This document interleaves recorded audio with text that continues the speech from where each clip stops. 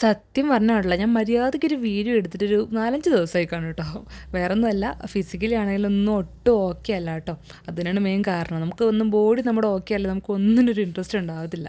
അപ്പോൾ ഇന്ന് ജസ്റ്റ് നോക്കിയപ്പോൾ ചെറിയൊരു ഷോർട്സ് എടുക്കാമെന്ന് വിചാരിച്ചു കേട്ടോ. അപ്പോൾ രാവിലത്തെ അമ്മച്ചത്തെ എല്ലാം ഉണ്ടാക്കിയിട്ടുണ്ടായിരുന്നു. ഇന്ന് പുട്ടും പഴമുണ്ട് രാവിലെ കഴിക്കാനായിട്ട്.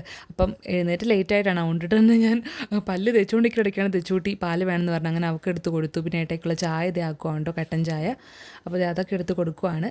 അപ്പോൾ അല്ലുക്കുഞ്ഞ് ഇത് ഇത്രയും നേരിട്ട് എഴുന്നേറ്റിട്ടുള്ള 9 മണി ആവാറായിട്ടോ. അപ്പോൾ അവനെ ജസ്റ്റ് ഒന്ന് വിളിച്ചിട്ട് ഞാൻ എൻ്റെ മോർണിംഗ് സ്കിൻ കെയർ ചെയ്യട്ടെ. വേറെ ഒന്നുമല്ല, ഫേസ് വാഷ് എടുത്ത് മുഖം കഴുകി അത് കഴിഞ്ഞ് അല്ലുക്കുഞ്ഞിനെ വിളിക്കാൻ വന്നു കേട്ടോ. സാധാരണ വിളിക്കുന്നേരം ഞാൻ എന്തെങ്കിലും കോമഡിയൊക്കെ പറഞ്ഞിട്ട് ചിരിപ്പിച്ചിട്ടാണ് എണീപ്പിക്കാറുള്ളത്. ഇന്നും ഞാൻ അങ്ങനെ തന്നെ ട്രൈ ചെയ്തു, പക്ഷേ ഫാൻ ഓഫ് ചെയ്ത് അവനങ്ങ് ഇഷ്ടപ്പെട്ടില്ല കേട്ടോ. ഫാൻ വേണമെന്നും പറഞ്ഞിട്ട് കരച്ചിലായിരുന്നു കേട്ടോ. ഇന്ന് ഇത്തിരി ഉറക്കം കൂടിപ്പോയി ഗൈസ്. അത് മാത്രമല്ല കേട്ടോ, തലേന്ന് അവന് ഇത്തിരി തുമ്മലൊക്കെ ഉണ്ടായിരുന്നു. അപ്പോൾ ഇന്ന് ആദ്യം വിടാമെന്ന് വിചാരിച്ച സ്കൂളിൽ, പിന്നെ മുഖമൊക്കെ കണ്ടപ്പോർത്ത് ക്ഷീണമല്ലേ വിടണ്ടെന്ന് ഓർത്ത് പിന്നെ അതങ്ങ് ഫിക്സ് ചെയ്തിട്ടോ. സ്കൂളിൽ വിടുന്നില്ല. അങ്ങനെ ഏട്ടേക്കുള്ളത് ചോറെടുത്തു, പിന്നെ മുട്ട പൊരിക്കുവാണ് കേട്ടോ.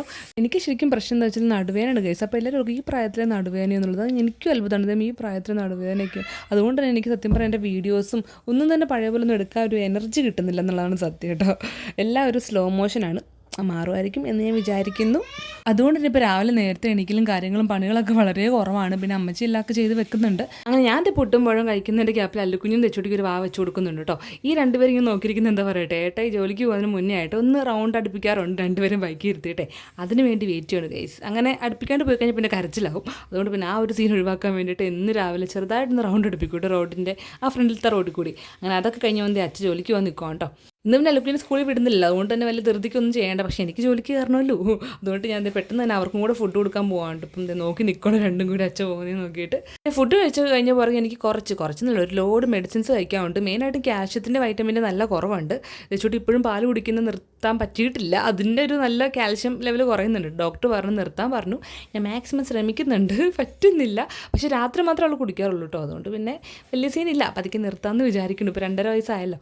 അങ്ങനെ അതൊക്കെ കഴിഞ്ഞ് മരുന്നും കഴിച്ച് ഞാൻ റെഡി ആവുകയാണ് കേട്ടോ. എൻ്റെ പൂവിൻ്റെ സിന്ദൂരമൊക്കെ തൊട്ടു, ചെറിയൊരു മേക്കപ്പ്. ഓഫീസിൽ പോകുമ്പോൾ എൻ്റെ എപ്പോഴും ഞാൻ ചെയ്യുന്ന ലുക്ക് കേട്ടോ. അതൊക്കെ ചെയ്ത് കഴിഞ്ഞിട്ട് ഇറങ്ങുകയാണ് കേട്ടോ. അപ്പോൾ എന്തായാലും ഇന്നത്തെ ഒരു കുഞ്ഞു വിശേഷം ഇത് മാത്രമേ ഉള്ളൂ. അപ്പോൾ എന്തായാലും ബാക്കി ഇനി മുന്നോട്ട് വീഡിയോസൊക്കെ ഇടാൻ പറ്റും എന്ന് ഞാൻ പ്രതീക്ഷിക്കുന്നു കേട്ടോ.